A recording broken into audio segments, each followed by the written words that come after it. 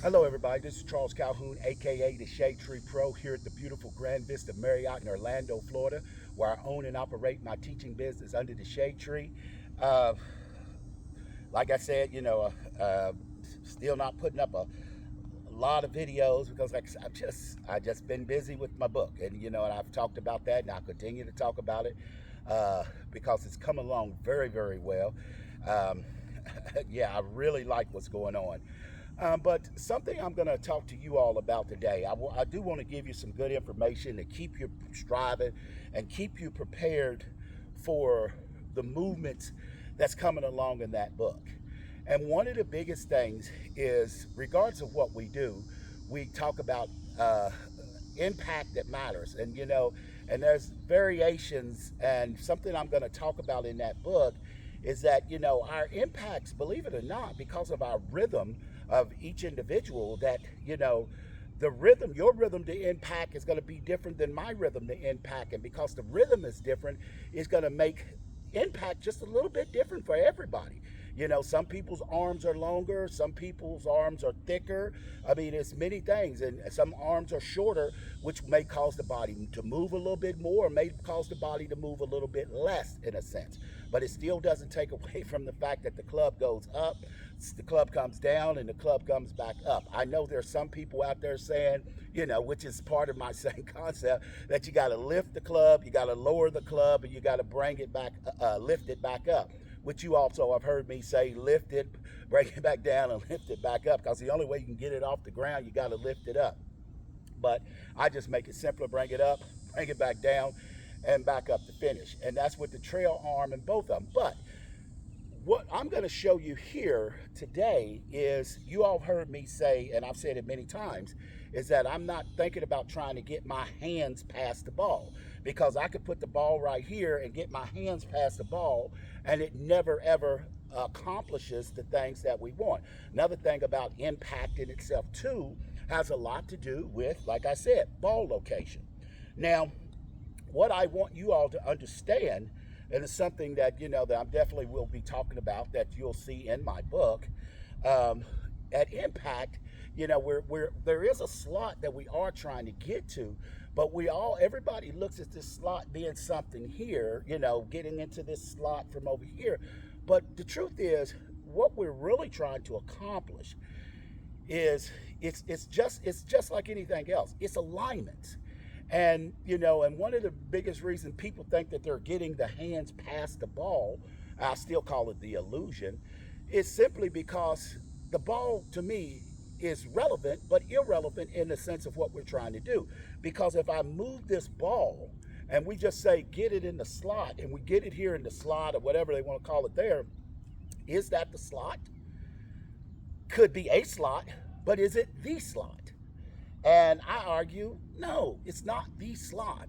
I've even talked about this, but as we said, you got to push the knowledge and find out what are the reasons and what are you trying to do. Well, the truth is what you're trying to do is, you've got to get the swing back into alignments, or you got to get the body back into alignments. Well, one of the biggest things, if we stand here anatomically neutral here, that this lead arm is always over on this side. In other words, it's on this side of the sternum. And this trail hand is on this side of the sternum. So if we're trying to get to a position or a condition, I like to say that word better than position, a condition, we're trying to get this lead hand. Me personally, I'm feeling like we're trying to get it back past the sternum. Get it over past the sternum. And if we get it over past the sternum, then it gives us, and that's the lead hand. Because when we go through the ball, we have to get the hand past the lead side of the sternum. And when we get it past the lead side of the sternum, that allows the right hand just to continue down the line. So creating the slot, or whatever you call it, you're trying to get this lead hand to get, not with this mindset of trying to get it past the ball, because like I said, you can't feel the ball. What you're trying to do is get it to where this lead hand is getting itself over towards the lead side. It's normal condition. A lot of us get it stuck back here, myself included sometimes. Get it over here, and you got to train this. to where you get it over in this condition, and then from here, then it's just a matter of pulling the handle back, because now the pendulum comes like this. And that's why I say that you always keeping it behind the ball, because when you strike it, when I get over here and I strike it, the club is going back and the club head is going through. So I want to get in this condition to where I get it over there, right there, pop it. That's what we're trying to do. And when we do that, that allows us to be able to hit the ball more consistently and hit it with a mindset that's more conducive to what we anatomically are trying to do. It is much easier for me to think about getting my hands over here, or my lead arm back over to its natural side, in comparison to trying to get the hands past the ball. And I think that's one of the biggest mistakes in golf when it comes to impact, because every single one of us is going to be a little bit different to where how far we can get it, how efficiently we can get it. Some people may be dominant more with their lead arm and could get there easy. Some may not. But regardless, whether it's your dominant hand or not, arm or not, you got to get this lead arm back over here past the sternum so the trail hand can stay back behind it this side of the sternum, and strike. Much like this again. Here, get it over there, and make a move. And you have to train that. And when you train that, then you'll start seeing these little serendipitous actions start taking care of themselves. Get that stir, get it over there.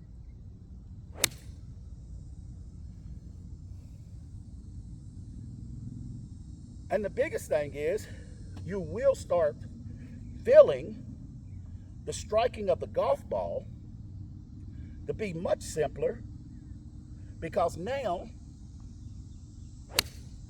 instead of me thinking about how do I get my hands past the ball, all I'm doing is getting my hands to align with the body. Remember I told you all about, if I closed my eyes and tried to pick up the ball, if somebody moved it, I wouldn't know it was there, I couldn't pick it up. But if I closed my eyes, I could touch my leg, my knee, my eye, I could touch anything that I want, because our body is connected to that. So, same thing with the golf swing, is that I'm not trying to get the hands past the ball as much as I'm just trying to get the lead arm to get back to its natural position. Now in my Shade Tree Pro top-down stack and shift, I got various things that allows the body to move in a way that makes this action much simpler. But the key to it, again, is that you just got to get that lead arm over there, and it's not flipping it out or anything of that nature. And that's where patience come into play, because once again, it's going to be different. Basically, for I can make an argument, say that there's 30 million golfers in America. Well, there's 30 million different conditions, for impact. Taking the club up is simple, bringing it back down, but getting to that is got everything to do with the size and shape of your anatomy. But the key to it, but what you're trying to train, regardless if your arms are long, short, or whatever, because you could go too far, you could go too short on it, but what you're trying to train is the ability to get this lead arm to get back over here to where it naturally comes from, and once it reaches over there, just pull back. Missed that one.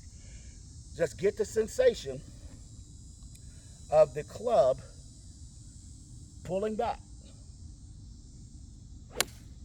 which actually throws the club head through. Now you got to work on that. Start off slow, feeling those little things. Get you some little chips, whatever, little stuff like this. Get the sensation. Learn how to do it. Learn how to feel it. And, it might not be good in the beginning, but the more you just at least train it to get over this way, just train it to feel like it's getting over this way, then all of a sudden now, when you make your scalp drop, now you're dropping it into a condition. You're dropping it into a condition, and it's up to you to figure out how you're going to learn how to release it, how to turn it. All those things is going to be up to your individual rhythm, and you've got to find that. And it could be easy, or it can be hard. You just got to find how it fits your rhythm. But learn how to train to get this lead arm back over towards this side. You can bring it to the sternum. You can bring it past it. But you got to get this lead arm over this way so you can allow yourself to release. And at some point over here, you have to almost feel like I said, you're pulling it back. That's what I call throwing it through in that nature. Well, that's a little bit on impact, things I'm going to talk about. Hey, I hope you like this video. Like I said, the book's coming along really, really well. And I hope everybody enjoy it when I put it out there, because once you train this feeling of impact, once you get this rhythm that I talk about in my philosophy of stack and shift, how you shift, how you get it down there, you know, a lot of this will just start falling into place once you train exactly where you're trying to bring the hands and arms, or the arm assembly after the scalp drop, to create the strike. And that's to and through impact. Hey, this is Charles Calhoun, aka the Shade Tree Pro. Like I said, if you like this video, definitely give it a thumbs up. Don't forget to subscribe to my channel. Always remember, as I said every time, always good going.